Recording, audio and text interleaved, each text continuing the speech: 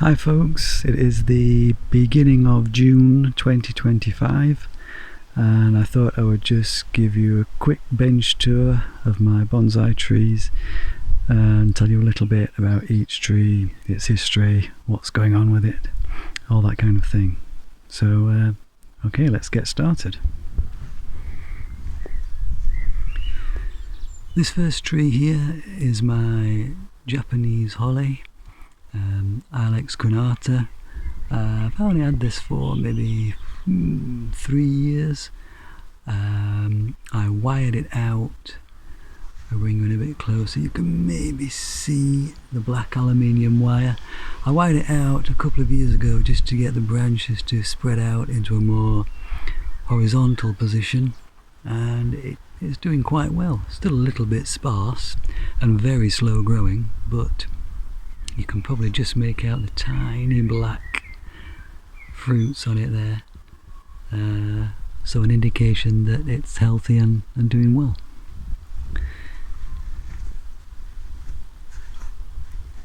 Next to that is my brush cherry, Syzygium. This tree's doing fine. I repotted it in the spring. It is quite late to start pushing out new growth. The red that you can see at the end of the fresh growth there is the new growth, and that's only just started emerging this week. So for most of spring and into early summer it's not really done a great deal, but it's just starting to push new growth now, and it's looking well. Behind that is my shrubby honeysuckle, or Lonicera. This did really well last year. I've tried to style it in the shape of an African acacia tree, and last year it had a lovely smooth shallow umbrella shaped dome. This year, well, a lot of the more internal branches have died off. It's still pushing new growth on the edges, as you can see, but it has lost its shape a little bit, and yeah, it's not looking as good as last summer, but I'll bear with it. I'll give it time and see if I can get looking something like its former glory.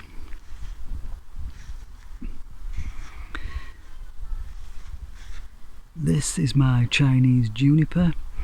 This was grown from a rooted cutting, and when it was first planted, if I show you from this angle, it was very, very two-dimensional. It was extremely thin from this angle. As you can see from here, there's branches growing out to the left and right. When it was first planted, none of that was there. It was literally a very, very thin rooted cutting, but it's filled out really well. I'm very happy with it.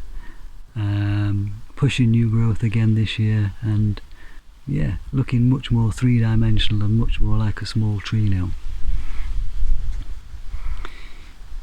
This is a fuchsia, just a supermarket cast off, which was half dead when I bought it. I stuck it in some basic random mixture of soil, and it's doing really well. It's flowering, thriving, pushing out new growth, and yeah, looking very happy.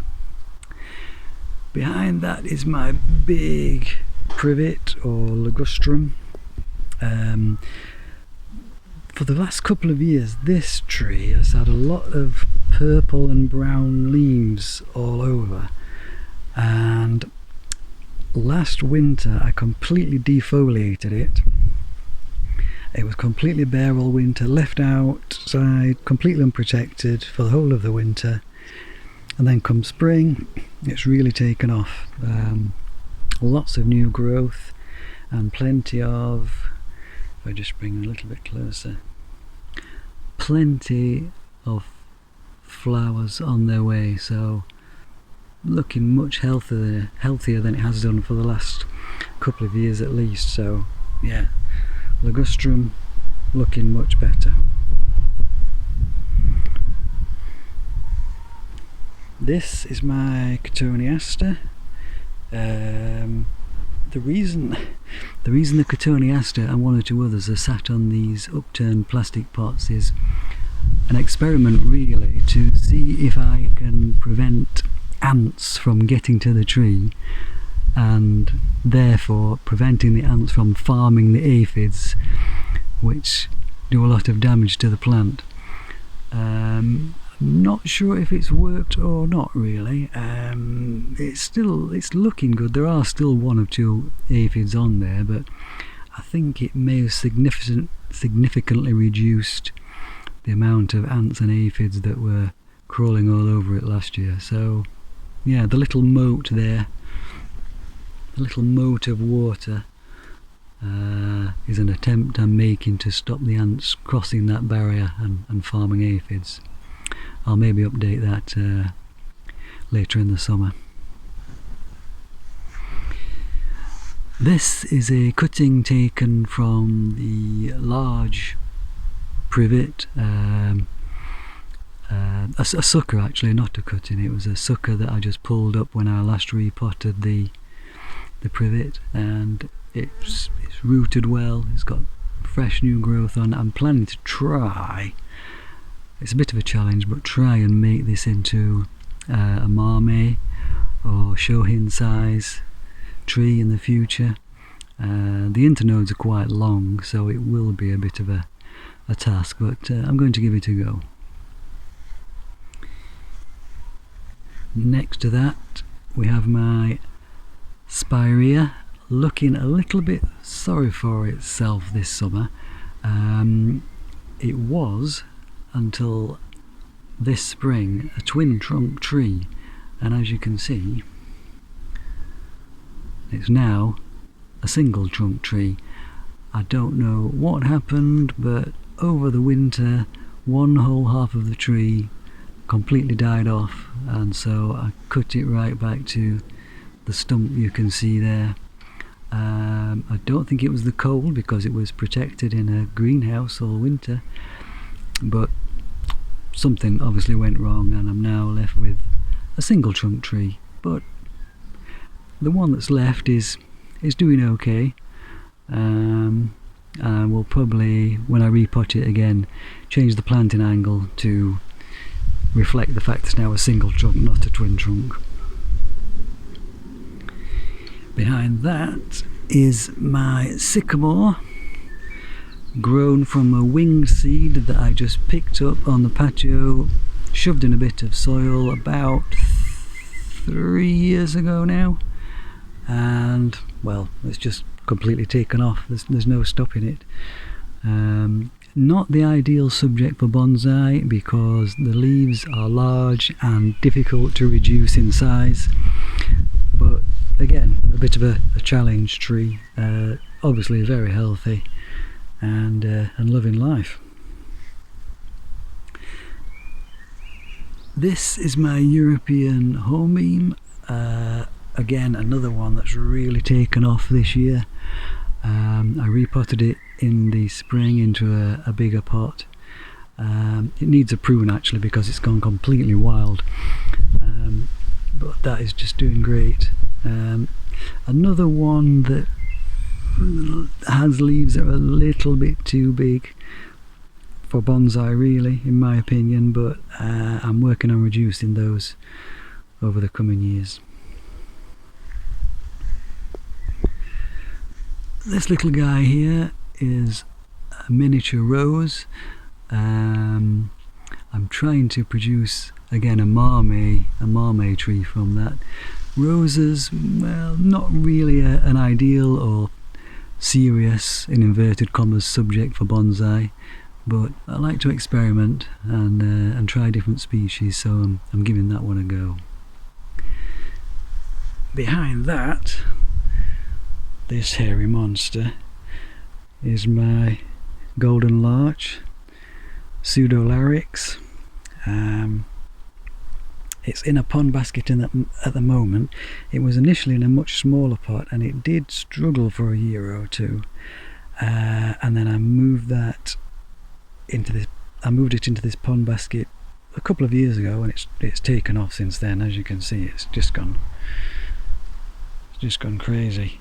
Yeah, the pseudolarix is doing really well in the pond basket.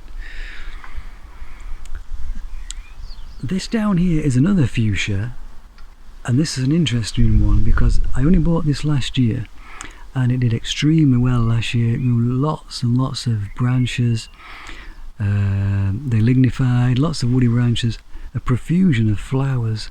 I would prune off some of the flowers and within a week it'd be absolutely covered again. Then this spring I realised that all those branches that had grown had died off, and I was left with a thick trunk and very, very small buds covering that thick trunk. They've developed into leaves now. I don't know if this will flower or not this year, but it's not what I expected. I expected it to be really healthy this year and much better developed, but it's not. But that's bonsai. It's a waiting game. You need a lot of patience, so we'll see how that goes next summer, and maybe try and I'll maybe try and keep those new branches alive and stop them from dying off through the winter.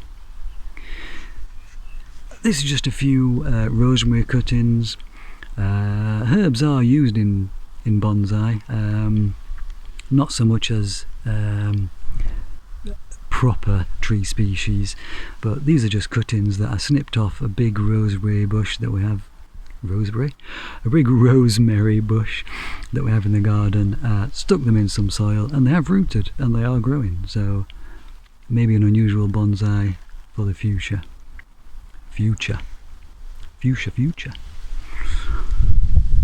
This is an oak, Quercus robur, a very young tree of course, but doing well.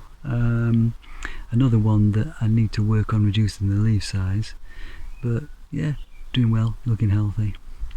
Behind that is my crabapple, Malus, another one in a pond basket, another one sitting on top of a moat created from an upturned container, because this one did suffer a lot from woolly aphids and green aphids last year, and I think so far it's actually aphid free, so maybe in this instance the upturned container moat is working well. Okay, I'll just take you over to the other part of the garden. This is my 9 bark garden centre material from a few years ago that I've been developing. Another one I've put wire on, you can see the wire there on the trunk and branches. This tree grows very quickly and is very thirsty. That's the reason why it's sat in a tray of water there, a tray of very dirty water that I think needs changing.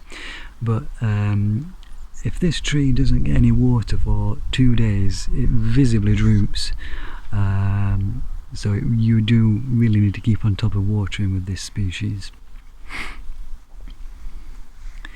This is my Japanese alpine cherry, Prunus nipponica. This is the species that has a profusion of delicate pink flowers in the beginning of spring, which then disappear within a matter of 2 weeks or so, not to reappear again to the following year. This was another garden centre stock find, and it's doing really well. Behind that is another young oak, another pre-bonsai, bonsai in training, hence the deep plastic pot.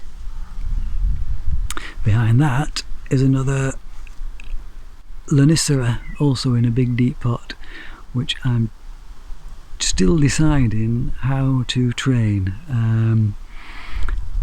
They grow very quickly, they're very easy to prune, almost like topiary, and I just need to decide what kind of style I'm going to use for that tree.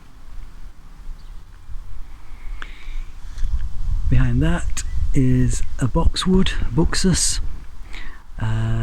This was also from a garden centre. When I bought it, it was a huge, dense blob, basically, and over 2 or 3 years I pruned the foliage right back. I reduced the depth of the roots, and it's very, very hard wood. I remember when I first potted it into a shallow pot from a big plastic pot, I had to get a wood saw on the roots to chop the tap root off. Very, very hard wood, but doing really well, really pleased with that. And this is one of the few trees I have that seems to be completely immune to pests.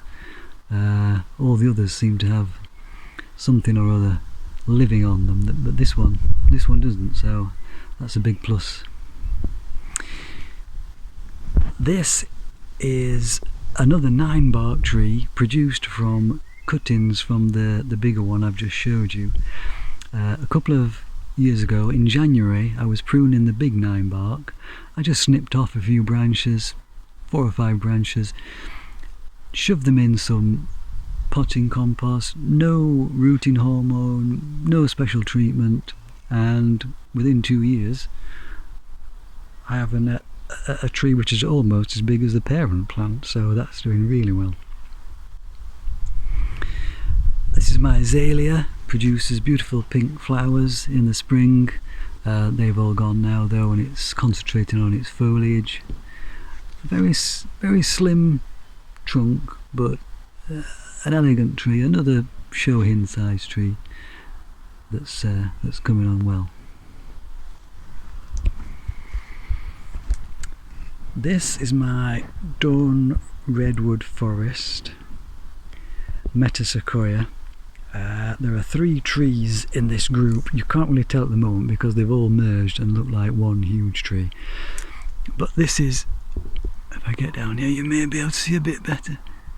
This is 3 trees in a group planting. I got these trees from All Things Bonsai about 4 years ago, and when I got them they were about 4 inches tall and the trunks were no bigger than a pencil, and in that time they've grown into this huge set of trees, and the trunks are now 2 inches in diameter, I would say.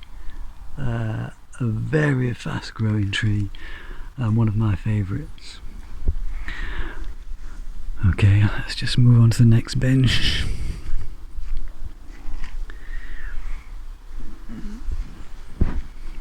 This is my Japanese black pine, slightly over potted in this black pot, but pines don't like to have their roots interfered with, so my plan was to put it in a big pot and then not touch the roots, not repot it for another 5 years or so. I very recently decandled this tree, so this and this is where the long extensions were. There's a bit of an art form to decandling pines. Well, it can be as complicated or as simple as you make it, really. But I decandled this recently, and I also did some needle plucking on it. Opened up the interior to let more light and air in there, and I'm quite pleased with the results. I think it looks much improved from what it was. This is an olive, Mediterranean plant, which doesn't like our winters at all, so I have to keep this one well protected. Not indoors, not in a heated environment, but certainly in a greenhouse. Quite slow growing, certainly slow growing up till now, but this is the first year that it seems to be putting out a little bit more new growth. So it's looking a little bit fuller than it has done in previous years. A very straight, boring trunk, no movement at all, but my plan is that I can grow this tree to be quite large, and the increased foliage will disguise, or at least detract attention from, the straightness of that trunk. Okay, moving over here. This is a Chinese elm. I bought this as a Zelkova, a Japanese elm, online. It's the first and only tree I've ever bought online, and I probably won't bother again because it was from Amazon and it was clearly listed as a Japanese elm, a Zelkova, and it's clearly not. It's clearly a Chinese elm, but I have it now, so I'm going to keep it and look after it. Behind that is a hydrangea, another species not really suited to bonsai. Huge leaves in comparison to the trunk, also huge flowers. I've snipped off some of the flowers. These are the ones I've left on, still developing obviously, but it does have a woody trunk and quite interesting branch shapes, so I'm going to continue with it and see if I can make some sort of bonsai from it.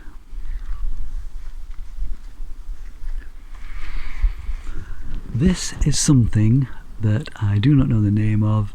I've no idea what it is. I plucked it from a gap in the concrete of my drive. It was about 3 inches tall, and I thought, it's got a woody stem, I'll shove it in some soil and see if I can bonsai it in the future. If anybody knows what this might be, just let me have a closer look. Anybody has any idea what this plant is, let me know in the comments below. I have no idea, but it's thriving, I'm growing it, and I'm going to try and bonsai it. Here is my other Chinese elm, bigger Chinese elm. This has a twin trunk merging into a single trunk. This was actually the first bonsai I got, so it's quite special to me. It was much smaller than this when I initially got it. Every year it does really well. I prune it back quite hard in the winter, then leave it to just go wild through the summer. That seems to work well for it, and it's doing well year on year. Behind that is a young beech. Not a lot to say about that really. It's young, it's not got much movement, it's not a bonsai yet, it's in a big deep tub, but it's in development like most of my trees are, so it's one for the future. This guy is my apple tree, grown from a pip from an apple that I ate about 5 years ago. I just stuck the pip in some soil, a seedling sprouted, and it's gone from strength to strength since then. I didn't do any stratification, none of this putting it in the fridge or anything like that. Just popped it in the soil during the winter, and that is the result. It does suffer a little bit from fungal infections and pests, as most mallows do, but it's doing okay this year. It's got quite a lot of new branches. I pruned it back quite hard in the winter, and it's got new growth from all the places I've pruned, so quite happy with that.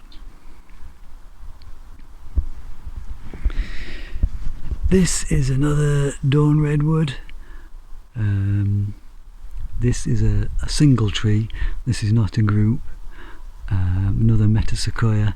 This is also an extremely thirsty tree, hence the reason it's sat in a turkey roasting tray full of water.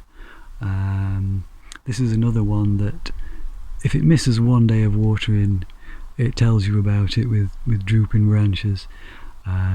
So although I do water almost every day, I still have it sat in that tray of water. Much like a bald cypress, they need a lot of water. They're very thirsty trees. The interesting thing about dawn redwoods is they were considered extinct as a species until the 1940s, when a small group of trees were found growing in China, and from there they've been repopulated, and now they can be found all over the world. So it's almost a living fossil, a tree that was considered extinct but now quite clearly isn't. This is my ficus. This tree lives indoors through the winter. It's a tropical tree. It can't really cope with temperatures below sort of 10 degrees centigrade. So it comes outside around May time, when nighttime temperatures start to rise, and then it will go back inside probably early September, before nighttime temperatures become too cold. This was very small when I first bought it, probably about 3 inches tall, and has really improved since then. Moving on to my next bench, this is my Acer palmatum Orange Dream, another garden centre find, a twin trunk in a pond basket. Beautiful colour this time of year. Next to that, everybody's favourite bonsai, Acer palmatum Deshojo. Its red leaves are starting to turn green now this time of year, and that's doing much better than it did last year. It was a victim of a bad aphid infestation last year, but much improved this year. Next to that, another Acer palmatum. I call this my traffic light maple corner because I have red, amber, although it's now turning to green somewhat, and green. Again in a pond basket. To aid root development, I wired this out in the winter to try and get the branches to spread more horizontally rather than vertically, and all 3 maples are doing really well this year.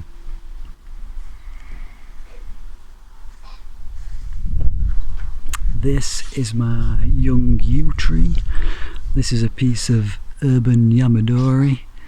I collected this only the beginning of this year, and the lighter coloured green you can see there is the new growth.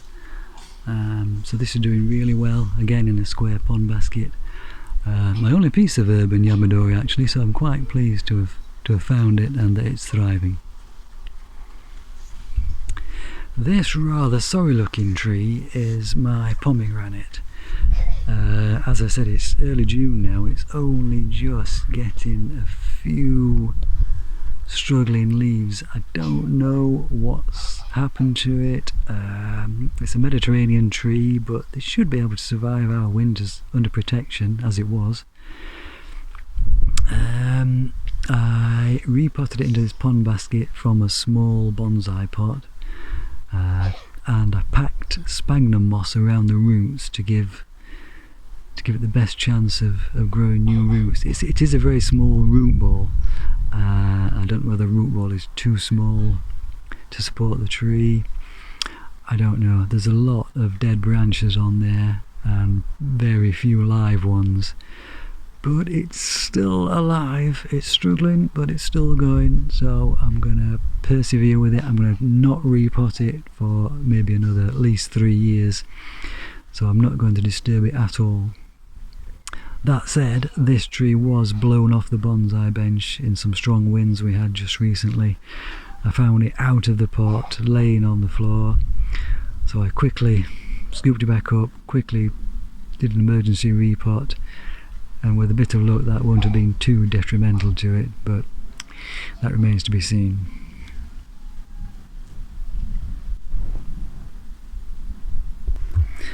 Here is another young beech tree which I'm developing as a pre-bonsai.